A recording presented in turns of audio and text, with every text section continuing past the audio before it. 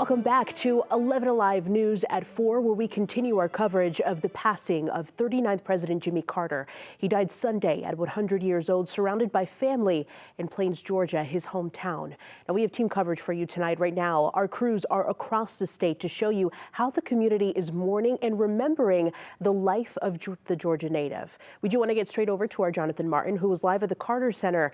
Jonathan, what is it like out there? Well, Angelina, I want to tell you first off that we just learned within the last few minutes officially from the Carter Center that the former president's final journey here to Atlanta will happen on Saturday. He will be brought here for service, and he will lie here and repose at the Carter Center for several days. We'll be sure to update you on the specific times for that as soon as we can. But again, his final journey here to Atlanta, he'll be coming from the Phoebe Sumter Medical Center in Americus. I want to bring in right now 11 Alive's Savannah Levins, who has been there in Americus. I know, Savannah, you've been speaking with both the current and former mayors of that community about what they think about Mr. Carter, his life, his legacy. What have they been telling you today?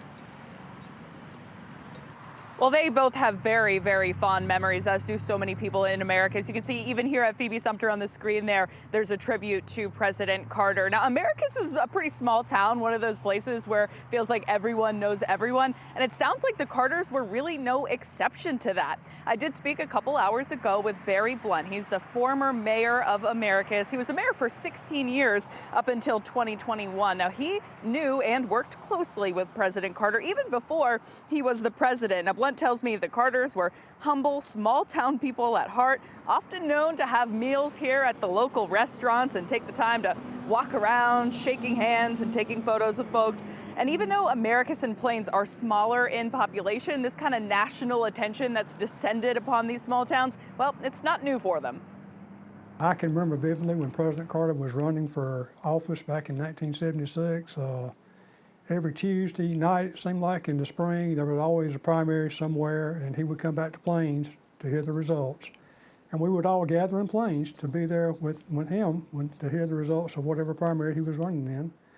And then the election of 76, when he was the presidential election, Plains was full of life that night. I was a college student out at Georgia Southwestern, and there was a lot of partying going on in Plains from morning till the next morning.